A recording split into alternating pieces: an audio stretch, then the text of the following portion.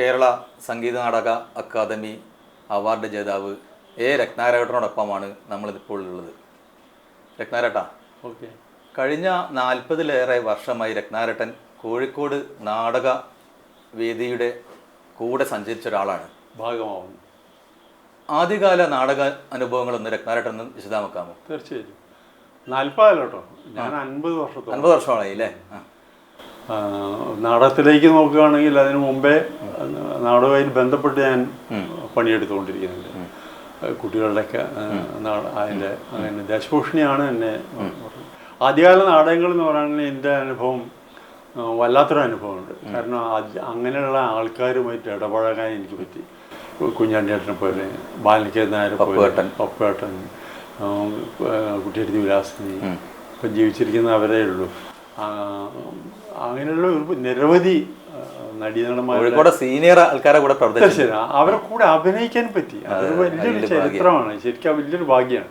ഒരു തലമുറയെ പഴയായിപ്പോയ കാണാൻ പറ്റാത്തൊരു തലമുറയോടൊപ്പം ഞാൻ അഭിനയിച്ചു എന്ന് പറയുന്നത് എനിക്കൊരു വല്ലാത്തൊരു അനുഭവമാണ്. നെല്ലിക്കോട് ഭാസ്കരൻ്റെ ക്യാമ്പുകളിൽ അയാളൊരു നാടക സംവിധാനം ചെയ്യുന്ന, അഭിനയിക്കുന്ന ഇടങ്ങളിലൊക്കെ എനിക്ക് സ്വീകാര്യതയുണ്ട്. ഞാൻ അയാളുടെ അതിൻ്റെ ഭാഗമായിരുന്നു എന്നൊക്കെ. അതൊക്കെ എനിക്ക് വല്ലാത്തൊരു ചരിത്രമായിരുന്നു എന്ന് തോന്നുന്നു ഇപ്പോൾ ആലോചിക്കുന്നത്.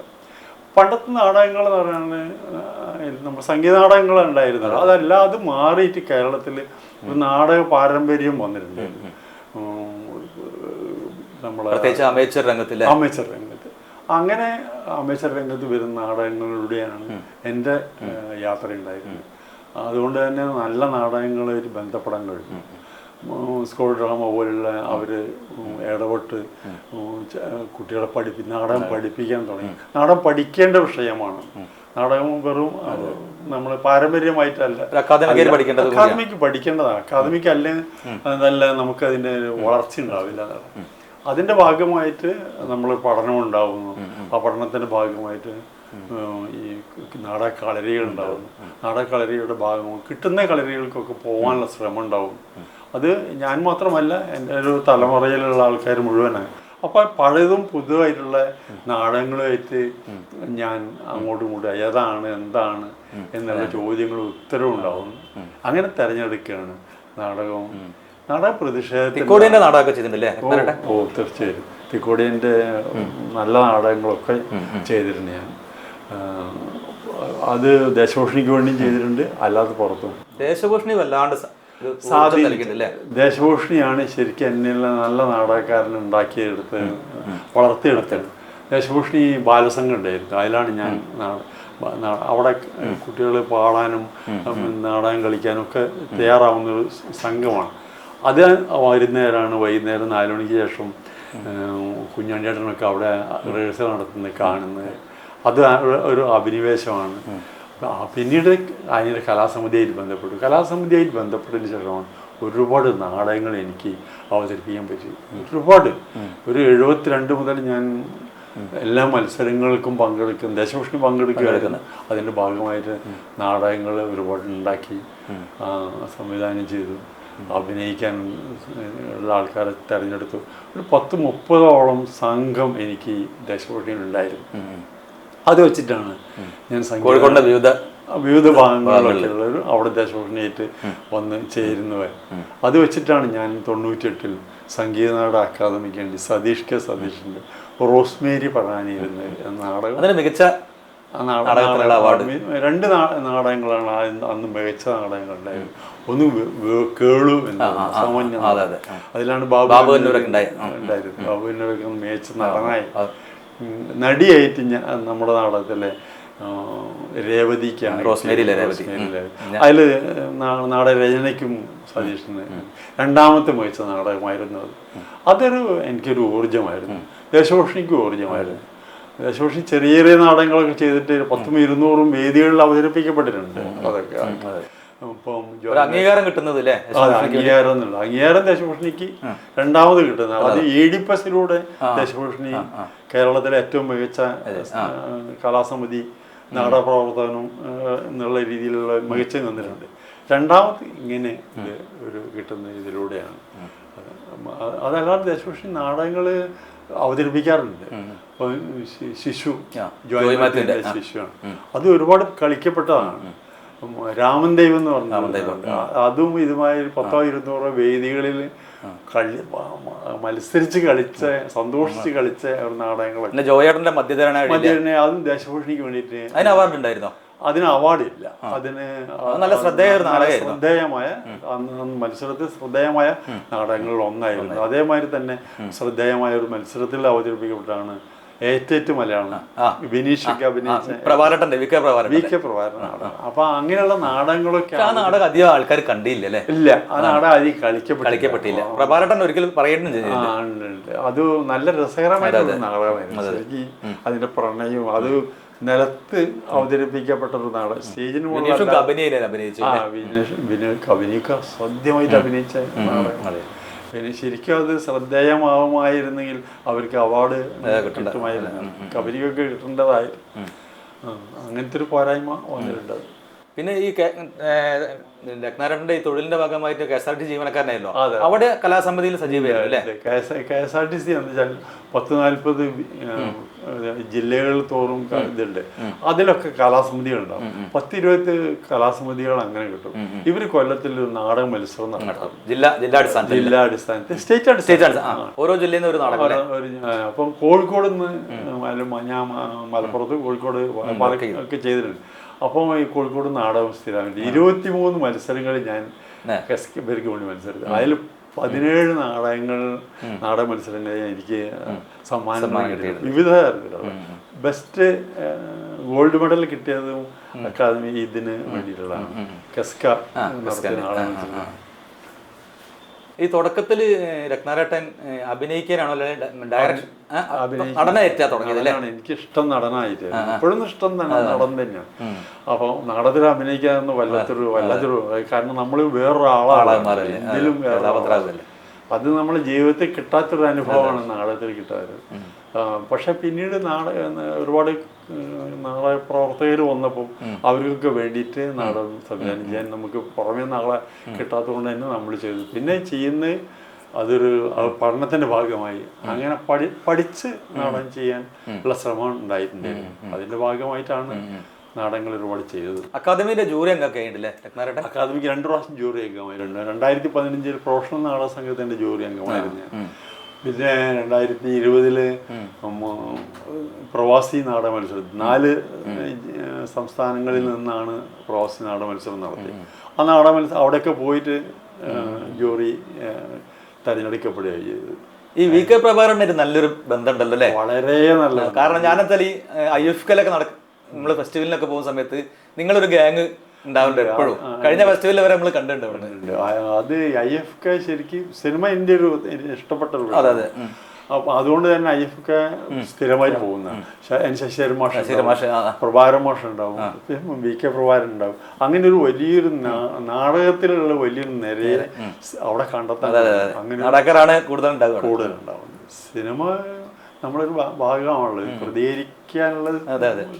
അതിനിടയ്ക്ക് സിനിമയിലും അഭിനയിച്ചിട്ടുണ്ട് അല്ലേ? അഭിനയിച്ചിട്ടുണ്ട്. സിനിമ ഇറങ്ങാനുണ്ട്. ശരിക്കും ഹരീഷ് പരടിയുടെ ഇറങ്ങാനുണ്ട്. ഹരീഷിന്റെ അച്ഛനായിട്ട് അഭിനയിച്ചത് നല്ലൊരു വേഷമാണ്.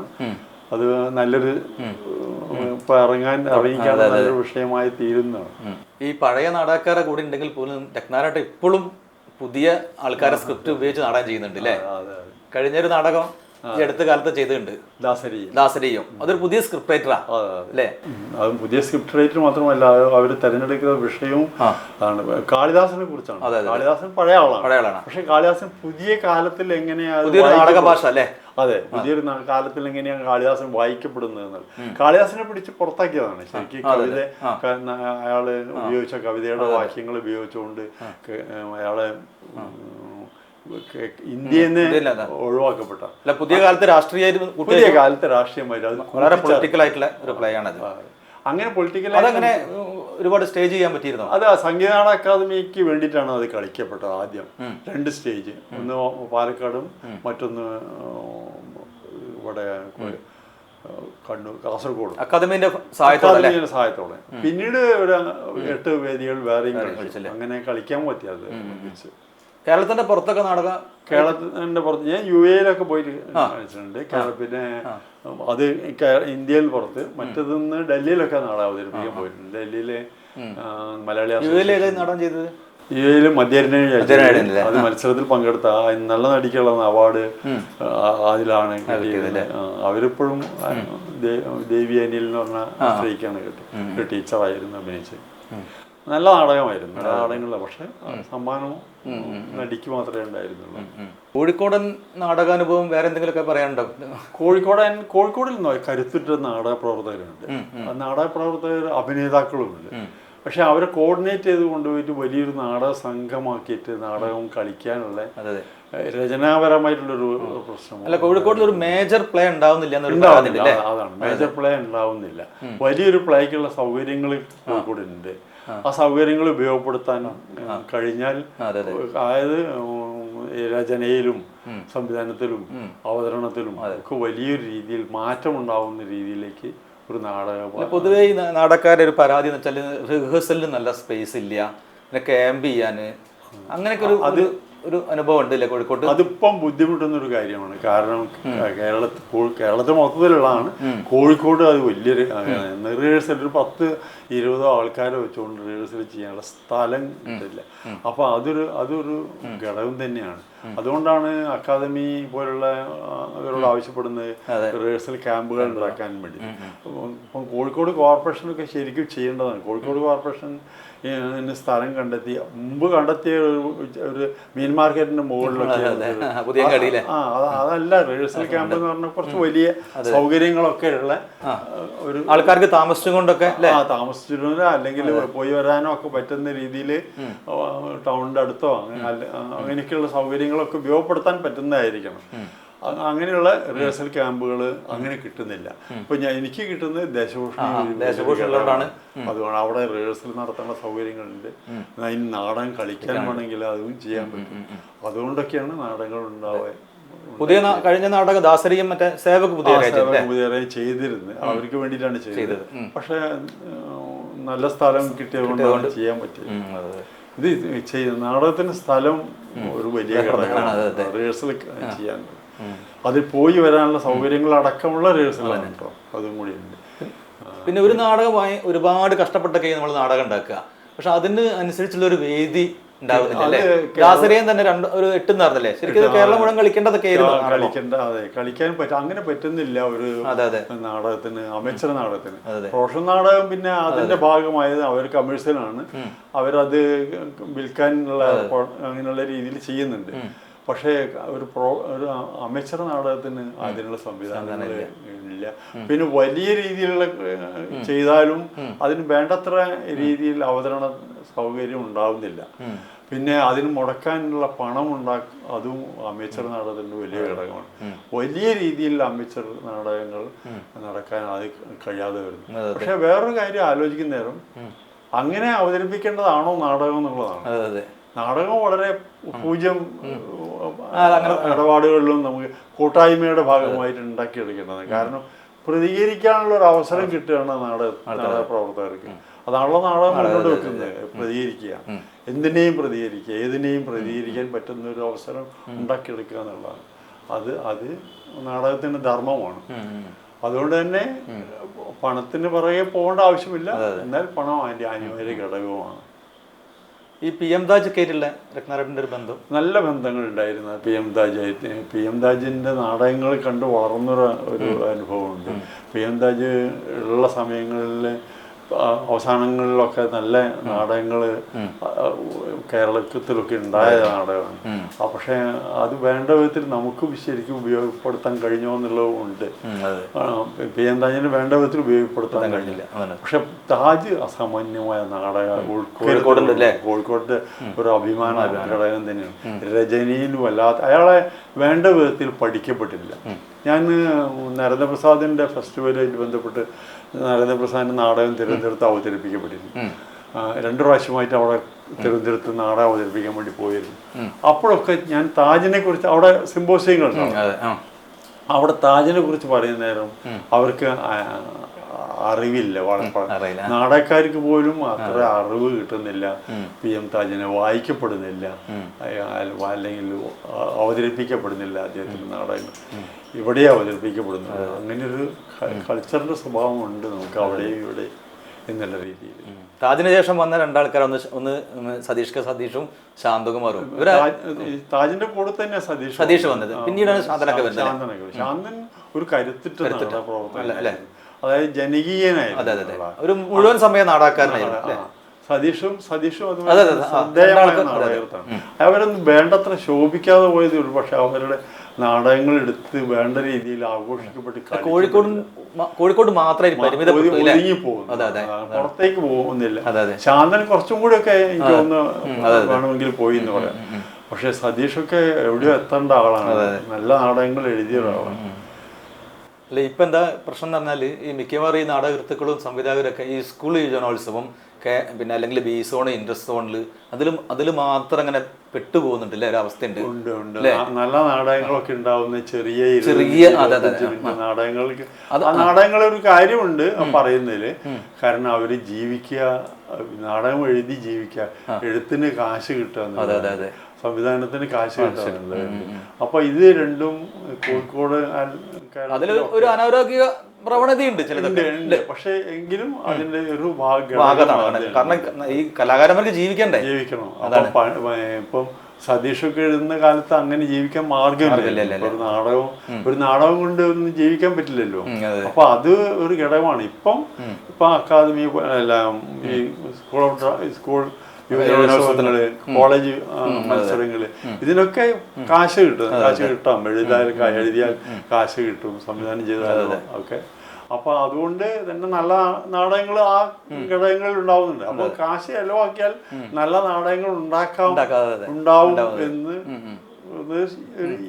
യാഥാർത്ഥ്യമാണ്. വേറൊരു കാര്യം ചോദിക്കാനുള്ളത്, ഈ നാടക കൃത്തുക്കള് വളരെ കുറവായിട്ടുണ്ട്.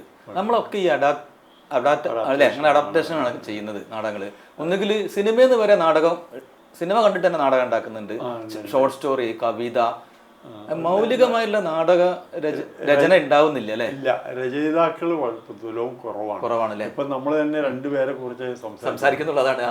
വേറെ വളരെ കുറച്ച് ആൾക്കാരെ ഇതിനകത്തേക്ക് രംഗത്ത് വരുന്നുള്ളൂ. നാടകം എന്ന് വെച്ചാൽ അത് ദൃശ്യ ഇതും അതിനകത്ത് ആശയവും ഉണ്ട്, രണ്ടും ഉണ്ട്, വാക്കുകളും ദൃശ്യവും. ഇത് രണ്ടും കൂടി കോർഡിനേറ്റ് ചെയ്ത് എഴുതാൻ നടന്ന് നാടകത്തിന് ഒരു വലിയ വശം ഉണ്ടാക്കിയെടുക്കേണ്ടത്. അപ്പൊ നാടകം എഴുതാൻ ഒരു എന്താ പറയാ കരുത്തുറ്റ മാർഗമാണ്. അങ്ങനെ ചെയ്യേണ്ടതുമാണ്. അങ്ങനെ ചെയ്യാൻ പറ്റുന്ന ആൾക്കാരെ നമുക്ക് കിട്ടുന്നില്ല. പിന്നെ അതിന് നാടകത്തെ ഒരു സാഹിത്യ കൃതിയായിട്ട് പോലും ചില ആൾക്കാർ കാണുന്നില്ല അല്ലെ? പ്രശ്നം ഈ അടുത്ത കാലത്തായിട്ട് നാടക ടെക്സ്റ്റ് വായിക്കപ്പെടുന്നുണ്ടോ അല്ലെ? ഇല്ല. അത് മാത്രല്ല, അതിനെപ്പറ്റി സാഹിത്യ അക്കാദമി പോലും അതിന് വേണ്ടത്ര, അതല്ല ഒരു കവിതയ്ക്കോ ഷോർട്ട് സ്റ്റോറിക്കോ നോവലിനോ കിട്ടുന്ന ഒരു മൈലേജ് ഒന്നും നാടകത്തിനില്ല. അത് സംഗീത നാടക അക്കാദമി പോലും അത് ശരിക്കും ഇങ്ങനെയുള്ള സ്ക്രിപ്റ്റുകൾ എടുത്ത് പ്രസിദ്ധീകരിക്കാനോ, അത് സാഹിത്യ അക്കാദമി പോലുള്ള അല്ല ഇപ്പം ശാന്തന്റെ നാടകങ്ങൾ പ്രസിദ്ധീകരിച്ചിട്ടുണ്ട്, താജിന്റെ വരുന്നുണ്ട്. പക്ഷെ അതൊരു സാഹിത്യ കൃതി എന്നുള്ള രീതിയിൽ ചർച്ച ചെയ്യപ്പെടുന്നില്ല. അതാണ് അത് വായിക്കപ്പെടുക അല്ലെങ്കിൽ റിവ്യൂ വരുന്നില്ല. അതെ, എടുത്ത് അങ്ങനെ ചർച്ചയ്ക്ക് വരുന്നില്ല. ഒരു ചെറുകഥ എഴുതിയാൽ ശ്രദ്ധേയമാവും, നാടകം എഴുതിയാൽ ശ്രദ്ധേയമാവും. അത് കാരണം അത് അവതരിപ്പിക്കപ്പെടുന്ന ഒരു 1000-1500 ആൾക്കാർ മുന്നിൽ മാത്രം. പിന്നെ നമ്മളെ ഈ മുഖ്യധാര ആനുകാര്യങ്ങളിലൊന്നും നാടകം വരുന്നില്ല. കവിതയ്ക്കും ഷോർട്ട് സ്റ്റോറിയും കൊടുക്കുന്ന സ്പേസ് നാടകത്തിന് കൊടുക്കുന്നില്ല. ഇല്ല, ഒരു അവാർഡ് കിട്ടിയാൽ പോലും ഒരു നാടകത്തെ കുറിച്ച് ചർച്ച വരുന്നത് കുറെ കാലത്തിന് ശേഷം ഈ ശാന്തന്റെയും RK രാധാകൃഷ്ണന്റെ ഒക്കെ 1-2 സ്ക്രിപ്റ്റ് വന്നിട്ടുണ്ട്. അത് ഒഴിച്ചു നിർത്തിയാൽ നാടകം ഇല്ല അല്ലേ? മാതൃഭൂമി ഒരാഴ്ചപ്പോൾ നാടകം കാണുന്നില്ല. ഇല്ല, അത് നാടകത്തിന് സ്പേസ് ഇല്ലാത്ത വലിയൊരു, അത് നമ്മളെ പ്രിന്റ് മീഡിയയിലാണെങ്കിലും ചാനലിലാണെങ്കിലും ഒരു അംഗീകാരം കിട്ടുന്നില്ല. പിന്നെ ഇത് നമ്മളെ വിഷ്വൽ മീഡിയയിൽ കാണിക്കാൻ പറ്റാവുന്നതല്ല. അതാണ് ഒരു മണിക്കൂറുള്ള നാടകം 10-20 മിനിറ്റായി ചുരുക്കി കഷ്ടമായിട്ട് കാണിക്കാൻ പറ്റില്ല. അത് സീരിയൽ പോലുള്ള ആവുന്ന നേരം അത് വേറെ രീതിയിൽ മാറ്റപ്പെടുകയും ചെയ്യും. അത് ശരിക്കും മറ്റേ നാടകം ഇങ്ങനെ ഓഡിയൻ ഇങ്ങനെ സ്റ്റേജിൽ തന്നെ നേരിട്ട് ബന്ധപ്പെടണം. അതാണ്.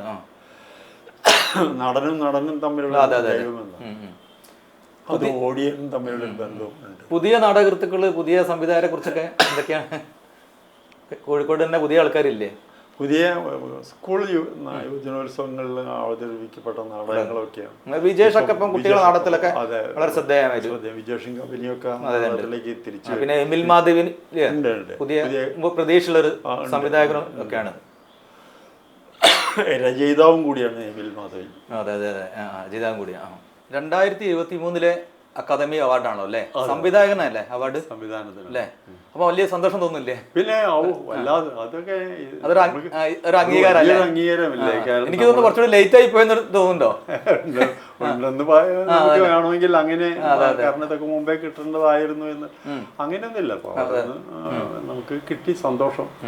അത് മാത്രമല്ല ഇതൊരു അംഗീകാരമാണ്, ഗവൺമെന്റിന്റെ ഭാഗത്തു നിന്നുള്ളൊരു അംഗീകാരം, അതും സംഗീത അക്കാദമിയുടെ ഭാഗത്ത്. അതില് ചാരിതാർത്ഥ്യമാണ്. ഞാൻ ഹാപ്പിയാണ്. ഇത്രയും നേരം ഡയലോഗ് പീഡിയയ്ക്ക് വേണ്ടി സംസാരം. ഓക്കെ, ഡയലോഗ് പീഡിയയെ ഞാൻ ഏറെ ഇഷ്ടപ്പെടുന്നു. ഡയലോഗ് പീഡിയ വളർന്ന് വികസിക്കട്ടെ എന്നുള്ള ആഗ്രഹം മുന്നിലുണ്ട്. നന്ദി രത്നേട്ടാ. Okay, thank you.